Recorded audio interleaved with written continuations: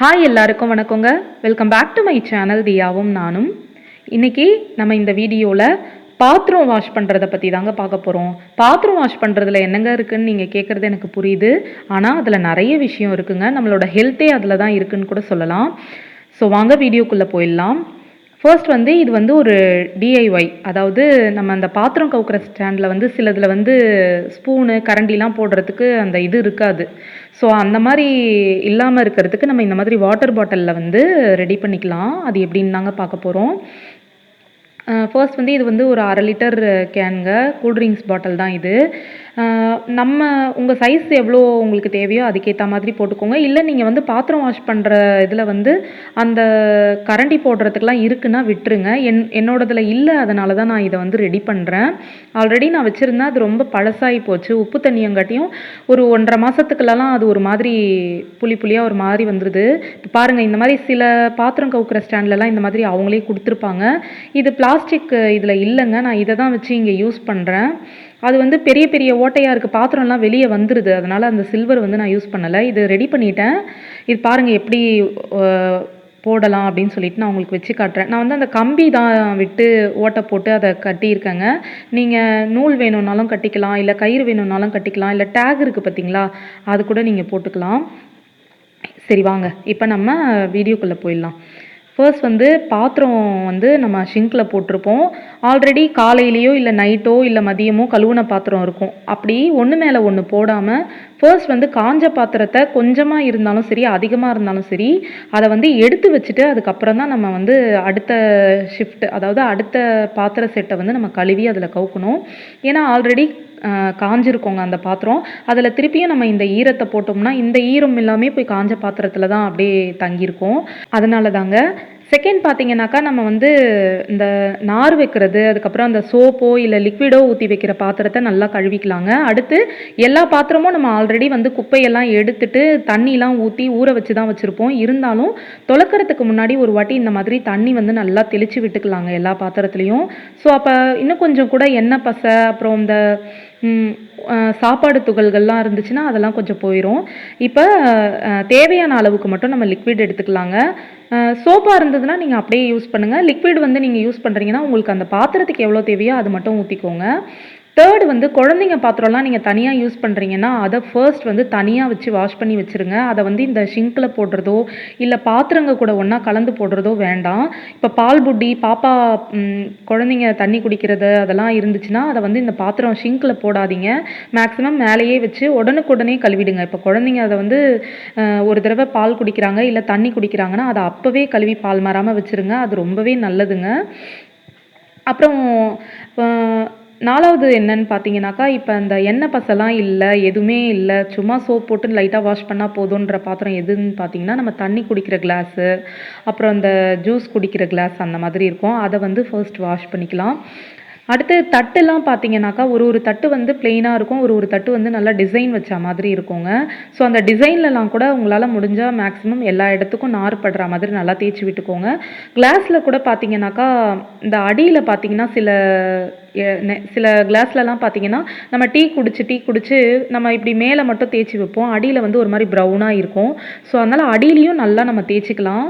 மேலோட்டமாக தேய்க்கக்கூடாது. அதாவது ஸ்பீடாக நான் வேலை செய்கிறேன், சுறுசுறுப்பாக நான் வேலை செய்கிறேன்னு சொல்லிட்டு இந்த இதிலலாம் நம்ம இது பண்ணக்கூடாது. சுறுசுறுப்பாக வேலை செய்யணும் தான், ஆனால் அதை ப்ராப்பராகவும் செய்யணுங்க. அதே மாதிரி இந்த மாதிரி கப்புலாம் இருக்குதுன்னு பார்த்தீங்கன்னா, அந்த கைப்பிடி இருக்குது பாருங்கள், அதிலலாம் கூட நார் போட்டு வாஷ் பண்ணுங்கள். அதே மாதிரி பால் வடிகட்டுற வடிகட்டி இருக்குது பார்த்தீங்களா, டீ வடிகட்டுறது, பால் வடிகட்டுறது, அதெல்லாம் வந்து நல்லா அந்த ஓரங்களில் நாரை வச்சு நல்லா தேய்ச்சி விடுங்க. இல்லைனா அது நாள்பட நீங்கள் சும்மா மேலோட்டமாக அப்படியே தொலைக்கி போட்டிங்கன்னா அப்படியே கருப்பாயிக்கிட்டே வந்துடும். அந்த டீ தூள் அந்த இதெல்லாம் டஸ்ட் பார்ட்டிக்கல்லாம் அடைச்சி. ஸோ அதனால் அதை நல்லா வாஷ் பண்ணிங்க, துலக்குங்க.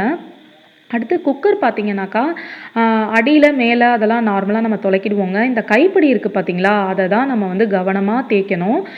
இந்த கைப்பிடி இருக்க ஓரம் வந்து பார்த்தீங்கன்னா, நம்மளால் சில நேரங்களில் நார் வந்து போட்டு துலக்க முடியாத சூழ்நிலையாக கூட இருக்கும். நீங்கள் வந்து இந்த பழைய ப்ரெஷ் இருக்கும்ல, நம்ம பல் துலக்கிற ப்ரெஷ், அதை கூட நீங்கள் வச்சுக்கோங்க இதுக்கெல்லாம். ஸோ அப்போ வந்து நமக்கு குக்கர் வந்து எத்தனை வருஷம் ஆனாலும் அப்படியே புதுசு மாதிரியே நம்ம மெயின்டைன் பண்ணலாம். அந்த கைப்பிடியிலலாம் நல்லா போட்டு விடுங்க.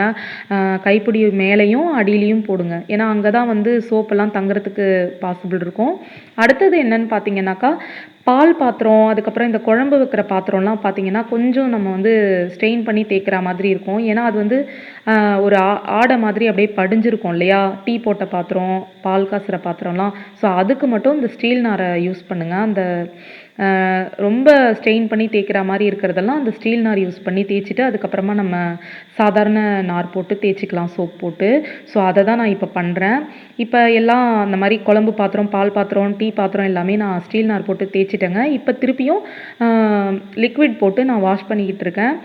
எல்லாமே நல்லா தேய்ச்சி விடுங்க. அதே மாதிரி பாத்திரம் துலக்கிறதுல வந்து சில பேர் பார்த்தீங்கன்னாக்கா அப்படியே சும்மா அப்படியே மேலோட்டமாக அப்படியே தண்ணி மட்டும் காட்டி காட்டி போடுவாங்க. அப்படி பண்ணாதீங்க. கையில் தேய்ச்சி விடுங்க எல்லா இடமும். இட்லி பாத்திரம்லாம் பார்த்தீங்கன்னா நல்லா நீங்கள் வந்து கவனம் எடுத்து தேய்க்கணும். ஏன்னா இட்லி வந்து எப்படியும் அது காஞ்சி போயிருக்கும். ஸோ அது வந்து நம்ம என்ன ஓரளவுக்கு நம்ம தேய்ச்சா கூட சிலதெல்லாம் போன மாதிரி இருக்கும். ஆனால் கழுவி நம்ம கவுக்குற நேரத்தில் பார்த்தீங்கன்னாக்கா அப்படியே கொஞ்சம் கொஞ்சம் அங்கங்கே இருக்கா மாதிரி இருக்கும். ஸோ அதுக்காக தான் சொல்கிறேன் நல்லா தேய்ச்சி கழுவுங்கன்னு சொல்லிட்டு. அப்படி மேலோட்டமாக போடக்கூடாதுங்க.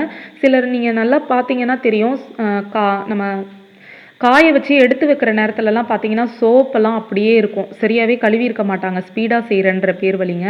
நெக்ஸ்ட்டு வந்து ரொம்பவே முக்கியமானது என்னன்னு பார்த்தீங்கன்னா, இந்த எண்ணெய் பாத்திரம், குழம்பு பாத்திரம், எண்ணெய் பாத்திரம்லாம் இருக்குது பார்த்தீங்களா? அதை வந்து நம்ம பாத்திரம் எல்லா பாத்திரமும் வாஷ் பண்ணிவிட்டு லாஸ்ட்டாக அதை வந்து நம்ம துலக்கினா நமக்கு ரொம்ப ஈஸியாக இருக்குங்க. அந்த எண்ணெய் பசை உள்ள பாத்திரத்தை, இந்த கடாய் இந்த மாதிரிலாம் இருக்கிறதெல்லாம் நீங்கள் ஆரம்பத்திலேயே நார் போட்டு தேய்ச்சிட்டிங்கன்னு வச்சுக்கோங்களேன், அதுக்கு அடுத்து பாத்திரம் கழுவும்போது அந்த எண்ணெய் பசை எல்லா பாத்திரத்துலேயும் நம்ம கையிலையும் அப்படியே ஒட்டுற மாதிரி இருக்கும். ஸோ அதுக்காக தான் சொல்கிறேன்.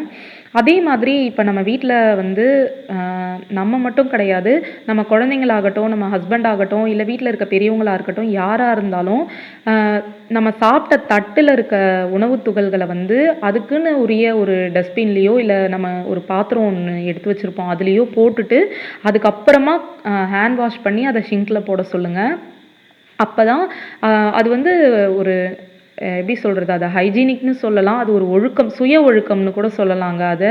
ஏன்னா அது வந்து நம்மளே துலக்க போகிறது கிடையாது, அடுத்தவங்க துலக்க போகிறாங்க. ஸோ அதுக்காக தான் நம்ம ஏன்னா காஞ்சி போய் ஒரு மாதிரி இருக்கும் இல்லைங்களா? அதனால தான் இதை நம்ம வீட்டில் எல்லாருக்கும் சொல்லணும். அந்த மாதிரி பண்ணிங்கன்னா பாருங்கள், நான் இப்போ பாத்திரம் வாஷ் பண்ணிகிட்டு இருக்கேன்.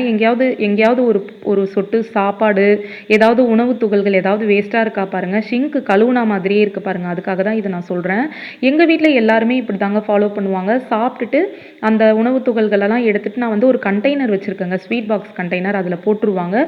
அதுக்கப்புறமா ஹேண்ட் வாஷ் பண்ணிவிட்டு அந்த தட்டையும் ஒரு வாட்டி லைட்டாக சும்மா தண்ணியில் காட்டிட்டு தான் போடுவாங்க. ஸோ நமக்கு வந்து ஷிங்க் வந்து அந்த சாப்பாடெல்லாம் அடைச்சிக்குது, பாத்திரம் துலக்கும் போது போய் சேர்ந்துருது, அந்த மாதிரி பிரச்சனைலாம் இல்லாமல் இருக்குங்க. அதுக்காக தான் இது ரொம்பவே மஸ்ட். எல்லாருக்குமே நம்ம மட்டும் ஃபாலோ பண்ணாமல் வீட்டில் இருக்கவங்களுக்கும் சொல்லுங்கள். அதே மாதிரி பாத்திரம் கவுக்கிறது பார்த்தீங்கன்னாக்கா, பெரிய பாத்திரம், அதாவது நம்ம இப்போதைக்கு எடுக்க போகிறதில்ல, இன்றைக்கி நமக்கு அந்த பாத்திரம் தேவையில்லை, நாளைக்கு தான் தேவைன்ற அந்த மாதிரி பார்த்து உங்களுக்கு அதான் அந்த ப்ரையாரிட்டிக்கு ஏற்ற மாதிரி நீங்கள் கவுத்துக்கோங்க. அதே மாதிரி குக்கர்லாம் கவுக்குறீங்கன்னா இந்த மாதிரி கைப்பிடி மேலே வர மாதிரி கவுத்து வைங்க. பெரிய குக்கராக இருந்தாலும் சரி, சின்ன குக்கராக இருந்தாலும் சரி, இந்த மாதிரி கவுத்து வைங்க. ஏன்னா நீங்கள் அதை அப்படியே படுக்க வச்சுட்டீங்கன்னு வச்சுக்கோங்களேன், மேலே மேலே நீங்கள் பாத்திரம் போடும்போது அந்த கைப்பிடியோட அடியில் பார்த்தீங்கன்னா உங்களுக்கு கொஞ்சம் நல்லா இது கேப் இருக்கா மாதிரி இருக்கும். அதில் போய் தண்ணி மேலேருந்து வடிகிற தண்ணிலாம் வந்து உங்களுக்கு சேர்ந்து அந்த கைப்பிடியே ஒரு மாதிரி ஆகிடுங்க. அதனால தான் இப்படி நிற்க வைக்க சொல்கிறேன். ஸோ தண்ணியெல்லாம் வடிஞ்சு போயிடும். அதுக்காக தான். அதே மாதிரி நம்ம அந்த கூல்ட்ரிங்க்ஸ் பாட்டிலில் பண்ணோம் பார்த்தீங்களா டிஐஒய், அதில் பாருங்கள் நான் கரண்டி, ஸ்பூனு அதெல்லாம் போட்டுக்கிட்டு இருக்கேன். அதே மாதிரி தட்டு, அப்புறம் குட்டி குட்டி தட்டு அதெல்லாம் வந்து ஓரமாக போடுங்க. அப்போ நம்ம எடுக்கிறதுக்கு ஈஸியாக இருக்கும். பாத்திரங்கள்லாம் இந்த மாதிரி பெரிய பாத்திரம், சின்ன பாத்திரம் அந்த ப்ரையாரிட்டிக்கு ஏற்ற மாதிரி அடுக்கிக்கோங்க. அதே மாதிரி இந்த வடிகட்டி, கரண்டி, குழம்பு கரண்டி இதெல்லாம் வந்து இந்த மாதிரி போடும்போது ஸ்பூனு நமக்கு சட்டுன்னு ஏதாவது திடீர்னு தேவைன்னா டக்குன்னு எடுக்கிறதுக்கு ரொம்ப ஈஸியாக இருக்குங்க. மேலே பார்த்தீங்கன்னாக்கா இப்போ பாருங்கள், டீ போடுற பாத்திரம் எப்படியும் ஈவினிங் எடுப்போம். அதனால் அதை நான் கொஞ்சம் மேலே தெரிகிற மாதிரி வச்சுருக்கேன். அப்புறம் தண்ணி குடிக்கிற கிளாஸு, டீ குடிக்கிற கிளாஸு, அதுக்கப்புறம் அந்த மாதிரி கிளாஸுங்கெல்லாம் மேலே வைக்கிறேன். இந்த மாதிரி பெரிய பாத்திரங்களை கீழே வச்சுட்டு குட்டி குட்டி பாத்திரங்கள் நம்ம மேலே வைக்கும்போது ஈரமும் நல்லா தண்ணியும் நல்லா வடிஞ்சிருக்கும். அண்டு நம்ம எடுக்கிறதுக்கும் ஈஸியாக இருக்கும். எங்கேனாவது போய் பெரிய பாத்திரங்களுக்குள்ளே மாட்டிக்காத அளவுக்கு அது இருக்கும். அதனால் நம்ம அந்த ப்ரையாரிட்டி பார்த்து நம்ம எடுத்துக்கலாங்க. அதே மாதிரி மிக்ஸி பார்த்தீங்கன்னாக்கா, மிக்ஸியோட மூடியும் பாருங்கள், நான் இந்த மாதிரி ஒரு ஓரமாக தான் கவுத்து வைக்கிறேன் தெரிகிற மாதிரி. அதே போல் மிக்ஸி ஜாரை வந்து நீங்கள் இப்படி கவுத்து வைக்கிறீங்கன்னு வச்சுக்கோங்களேன், கொஞ்ச நேரம், அதாவது நீங்கள் கிச்சனில் அடுத்து எப்போ வரீங்களோ அப்போ வந்து ஒரு 10 நிமிஷமோ ஒரு எப்போ வரீங்களோ நெக்ஸ்ட்டு இந்த மாதிரி அகெயின் இப்படி திருப்பி வச்சுருங்க. ஏன்னா அது வந்து இந்த மாதிரியே கீழே பார்த்த மாதிரி கவுத்து வச்சிங்கன்னு வச்சுக்கோங்களேன், அந்த பிளேடு இருக்கிற இடத்துலலாம் தண்ணி சேர்ந்து போய் அது சீக்கிரமாக ஒரு மாதிரி வேஸ்ட் ஆகிடும். அதுக்காக 2 பக்கமும் வரா மாதிரி நம்ம வச்சுருக்கோம். இது வந்து நைட் ரொட்டீனுங்க. நைட் வந்து நான் எப்போவுமே எல்லா பாத்திரமும் என்னால் முடியுதோ முடியலையோ நான் துலக்கி வச்சுட்டு தாங்க படுப்பேன்.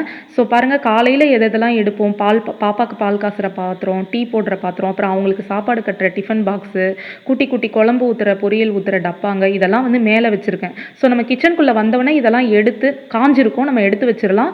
அடுத்து டீ பாத்திரத்தில் டீ போட்டுக்கலாம், பாப்பாவுக்கு பால் காசுகிற பாத்திரத்தில் பால் காசிக்கலாம். அதுக்காக மேலே வச்சுருக்கேன், அதை தான் காட்டுறேன். இது உங்களுக்கு ரொம்பவே காலையில் நேரத்தில் அதை இதன்னு தேடிட்டு இருக்க வேண்டாங்க. இந்த தண்ணி வந்து நல்ல தண்ணிங்க. நான் யூஸ் பண்ணுறது உப்பு தண்ணி தான். அதனால தான் அந்த ஷிங்கை சுற்றி ஒரு மாதிரி உப்பு கரை படிஞ்சிருக்குங்க. அது என்ன பண்ணாலும் போகலை. ஸோ நல்ல தண்ணி எடுத்து வச்சுருக்கேன் காலையிலேக்கு கழுவுறதுக்கு. சரி, அந்த நேரத்தில் தடால் புடால்னு நம்ம எடுக்க வேண்டாம்ல. காய்கறிலாம் நறுக்கணும்னா நம்ம வாஷ் பண்ணுவோம், வெடிகாலம் சமைச்சு கொடுக்கணும். அதுக்கப்புறம் இந்த பழைய குழம்பு, பழைய அந்த சாதம், அந்த நைட்டு வேஸ்ட்டெல்லாம் இருக்குது பாருங்கள், அதை வந்து ஒரு கிண்ணத்தில் இந்த சைடு வச்சுருக்கேன். இது வந்து காலையிலேருந்து போட்ட வேஸ்ட்டுங்க. இதெல்லாம் வந்து நாளைக்கு காலையில் எந்திரிச்சவனையே நான் வந்து கொட்டிடுவேன். ஸோ அதை தான் இந்த மாதிரி தனித்தனியாக வச்சு காட்டுறேன் உங்ககிட்ட. ஷிங்கையும் நீட்டாக இந்த மாதிரி க்ளீன் பண்ணிடுங்க. ஸோ பூச்சி தொல்லை, கரப்பாம்பூச்சி தொல்லை இந்த மாதிரிலாம் இருக்காது.